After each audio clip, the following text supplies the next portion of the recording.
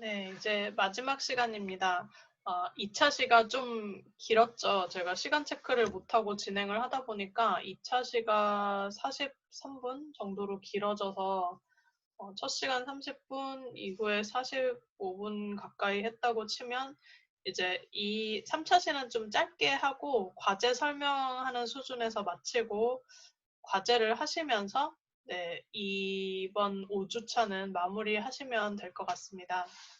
사실 그 용량 반응 평가에서 좀 중요한 참조값 구하기, 그다음에 최종 참조값에 사용되는 독성값 산출하기 이런 작업들이 좀 남았는데 그것까지 하기에는 5주차의 내용이 너무 많은 것 같고 저희가 지금 온라인 강의 때문에 좀 이렇게 진도를 천천히 나가고 있는 상황이어서 6주차에 다시 이제 용량 반응 평가 마무리 단계를 배우시면 될 것 같아요. 그것도 1차 시 정도는 해야 되는 분량이어서 그렇게 진행을 하기로 하고 일단은 이제 과제와 관련해서 제가 계속 독성값 구하는 거에 대해서 설명을 해드리고 있습니다.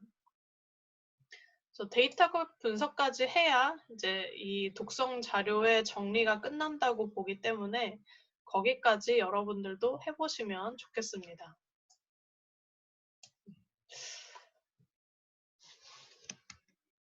일단 다음으로 넘어가 보시면 이런 식으로 이제 일반적인 독성 자료 정리표를 만들어 볼 수가 있습니다. 아래에 보시는 것은 제가 만든 이제 엑셀 파일의 독성 자료 정리표의 예시인데 우선은 독성 자료 정리표를 만들 때는 어떤 시험을 했는지 이제 시험을 하는데도 대상 세포주나 생물 종을 알아야겠죠. 그래서 구분을 하시고 나중에 그 참조값 산출을 할 때 보면 아니면 이제 생태 독성에 사용되는 참조값을 산출할 때 보면 어떤 종이고 이게 어떤 영양 단계인지가 데이터계 분석에 아주 중요한 영향을 미쳐요. 그래서 이게 어떤 영양 단계에 있는지 조류인지 물벼룩인지 물고기인지를 뜻하는 겁니다. 트로픽 레벨이라고 하는데 포식자 위치를 이제 구분하는 의미가 있어요. 그래서 그 영양 단계와 생물 종이 같은지 다른지도 알아야 돼서 기입을 해야 되고요. 그다음에 노출 기간도 적습니다. 초반에는 초기 단계 자료를 수집할 때, 그다음에 좀 알기 쉽게 사람들에게 설명할 때는 급성인지 만성인지를 구분해 주는 것이 좋습니다. 요 아래 표는 그렇게 돼 있진 않은데 72시간, 48시간, 24시간 돼 있으면 이게 어떤 생물종한테는 급성이지만 아주 단기간 노출이지만 어떤 생물종에게는 전생에 노출일 수도 있거든요. 그래서 이 시간이 이 생물종을 적어놨다 하더라도 일일이 들어가서 확인하지 않으면 급성인지 만성인지 모르기 때문에 급성값인지 만성값인지도 그 실험 자료를 찾을 때 이미 구분을 해두는 것이 좋고요. 그 다음에 투여군 농도는 일반적으로 전부 적지는 않는데 이제 DB를 만들 때나 이런 작업을 할 때는 다 적습니다. 네. 우선 여러분들은 그렇게까지 하시지는 않아도 되고 이제 관찰점에 해당되는 독성값만 정확하게 적으시면 됩니다. 그리고 관찰점이 무엇이었냐도 지금 저는 EC50, 뭐 LC50라고 적혀 있는데 제가 종말점 설명을 드리면서 제일 흔하게 사용하는 종말점에 대해서 설명을 안 드린 것 같아요. 이거는 EC50라고 해서 유효 농도 50%라는 뜻입니다. 이 말은 이제 100%의 개체, 100마리라고 치죠. 100마리의 개체를 넣었을 때 그 중에 반 50마리가 영향을 받은 농도를 결정했다는 뜻입니다. 그래서 이 농도 이 134mg/L에서 조류 100마리를 넣었는데 72시간 뒤에 보니까 50마리가 죽었다는 뜻이죠. 이제 이것도 통계적으로 산출하는 방법이 있는데 어쨌든 반수 영향 농도라고 해서 EC50를 일반적인 종말점으로 많이 사용을 합니다.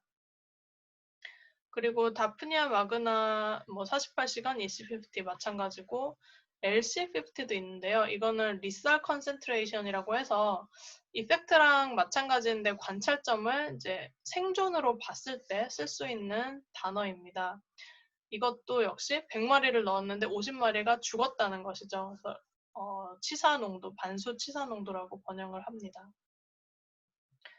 이런 관찰점에 해당하는 독성 값을 정리를 해주시면 되고요. 이제 나중에 필수적으로 이런 작업을 하게 되면 크로스 체크라던가 사후에 체크를 하게 되는데 그때를 위해서 참고 문헌 정보도 정리를 하게 됩니다.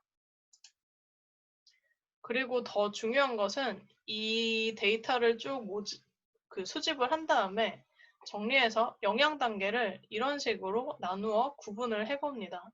그 다음에 조류에서 내가 모은 자료가 몇 개인가, 독성값이. 같은 실험에서 여러 개가 나와도 일단은 이제 다로 하나의 건수로 쓸 수 있어요. 물벼룩에서는 몇 개인가, 어류에서는, 선추류에는, 포유류에서는 이렇게 각각 몇 개인지 씁니다.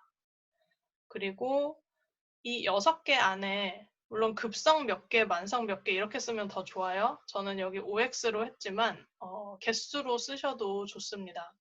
실제로 이제 여기저기서 숙제를 내보면 개수로 쓰시는 학생분들이 많더라고요. 꼼꼼하신 분들은. 급성이 이 6개 안에 있느냐 없느냐. 여기는 1개인데 이게 급성 자료였어요. 그래서 만성은 없죠. 포유류 3개가 있었는데 3개 다 급성 자료였어요. 만성은 없죠. 이런 식으로 급성, 만성 시험 여부를 영양 단계별로 구분을 해봅니다.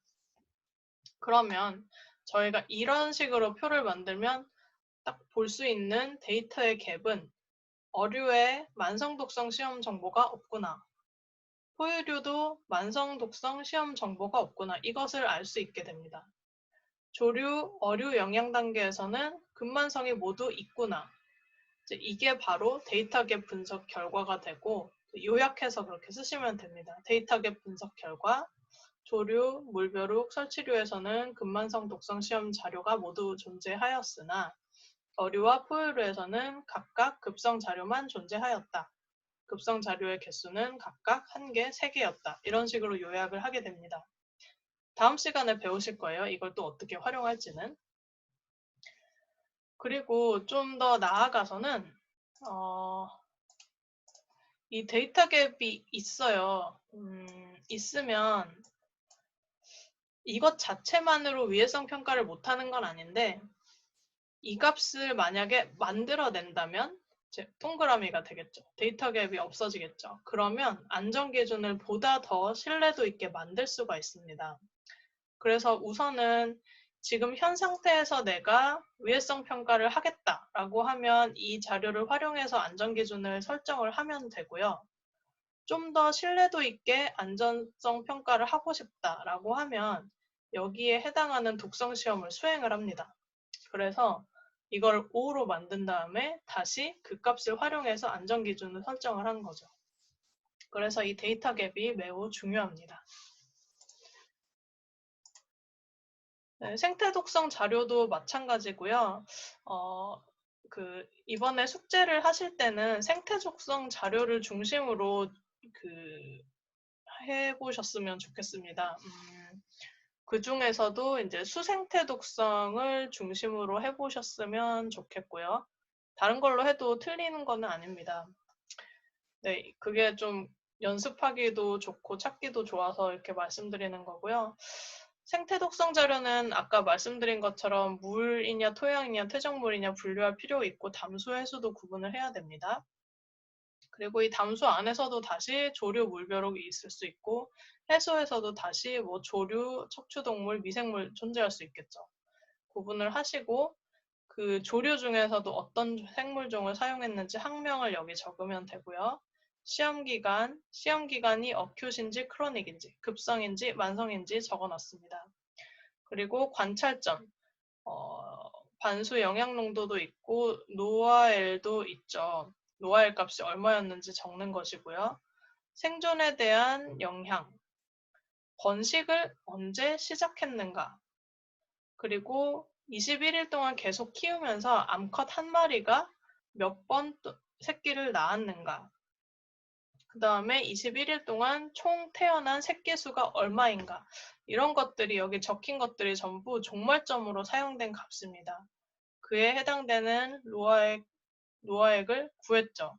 그 값을 여기 적어준 것입니다. 모두 사실 한 실험에서 나왔는데 관찰점이 여러 개고 관찰점에 해당하는 기준도 여러 개여서 이렇게 독성값이 여러 개로 존재를 합니다. 이것도 다 적어주실 수 있고요. 척추동물, 미생물 모두 마찬가지 방식으로 정리를 하시면 됩니다. 미생물의 경우에는 이 비브리오 피셔리라는 그 박테리아를 사용을 하는데 급성 실험을 해서 이니비션된 컨센트레이션을 구합니다. 이거는 이렇게 막 죽거나 하는 것은 아닌데 급성이어서 발광 능력이 떨어지는 걸 체크하는 거여서 기존의 활성이 유의하게 이니비션 되는 50%가 이니비션 되는 농도라고 해서 IC라고 체크를 합니다. 근데 EC와 같은 그 개념으로 보셔도 상관은 없어요. 그래서 이런 식으로 자료 정리를 해서 입력을 하시고 마찬가지로 그 데이터갭 분석을 합니다. 이렇게 담수, 무척추, 척추, 담수 조류 아니면 뭐 구분을 더 해볼 수도 있겠죠. 해수도 그렇고 쭉쭉쭉 뒤에 있을 수 있습니다.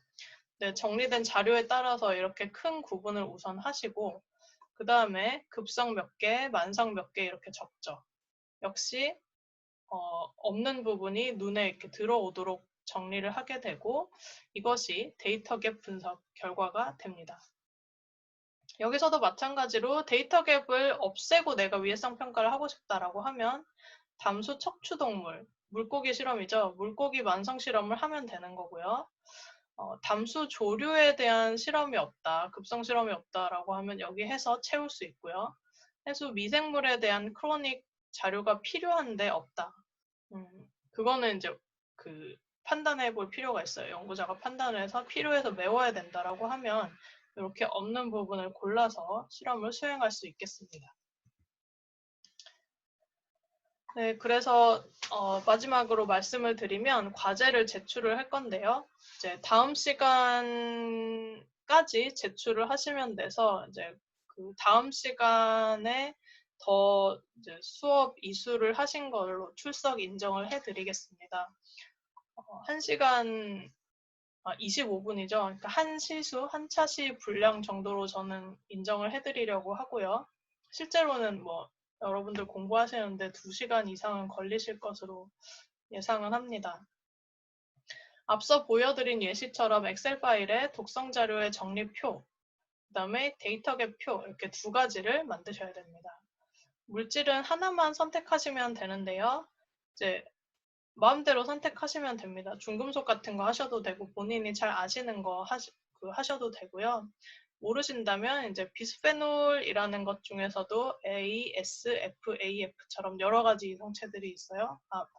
좀 다른 물질들이 있어요. 그래서 비스페놀류, 뭐 프탈레이트류도 DEHP 같은 유명한 물질들도 있고 DEP, DMP는 좀 더 실험이 많이 된 편이고 여기 B가 붙은 것들도 그렇습니다. PBD를 대체해서 사용되는 유기인계 난연제 물질들도 있는데 플레임 리타던트라고 해서 쳐보시면 이런 물질들도 있을 수 있고요. 이거는 이제 저희 환경독성학 연구실에서 많이 했던 것인데 의약물질에 대해서도 이제 수생태 독성 실험을 많이 해서 위해성 평가를 했어요. 왜냐하면 물속에 의약품들이 잔류를 하니까 그게 이제 어떤 영향이 있는지 보기 위해서. 그래서 아세트아미노펜처럼 네, 철자가 잘못됐네요. 고쳐서 올려드릴 텐데 pH고요. 아세트아미노펜이나 뭐 이부프로펜, 뭐 타목시펜처럼 좀 유명한 약들의 성분 이런 것들에 대해서는 많이 테스트가 돼 있습니다. 아까 제브라피쉬에서 제가 카페인도 보여드렸죠. 그리고 뭐 유명한 농약류나 중금속류 같은 것들도 이제 수생태 독성 시험에 많이 되어 있으니까 좀 더 과제하시기가 편할 것 같습니다. 두 가지 작성을 하시고 제가 이 클래스에 과제를 올리실 수 있도록 게시글을 다시 만들겠습니다. 그래서 거기에 작성을 해서 한 사람당 하나씩만 올려주시고요. 중복 제출, 그러니까 기간 내에 수정 제출하시는 것은 허용하도록 하겠습니다. 그래서 최종 제출한 파일만 제가 확인을 하도록 하겠고요. 마감은 다음 수업 시간까지입니다. 그래서 23일까지인데 지각 제출도 이번 학기 내내 열어두었으니까 기간 내에 못하신 분들은 학기 중에 언제든 제출하시면 되고요. 저는 이제 최종 학기 성적 낼 때 보통 과제 체크를 하는 편이어서 중간에 피드백은 드리겠지만 지각 제출 허용하도록 하겠습니다. 하지만 이제 과제 점수가 100점이라면 어느 정도의 지각 제출 감점은 있습니다. 이 클래스 추후에 참고하셔서 이제 수업 끝나고부터 과제 하셔서 다음 시간까지 올려주시면 되겠습니다. 네, 그러면 5주차 용량 반응 평가 마치도록 하겠고요. 오늘 모두 수고하셨습니다.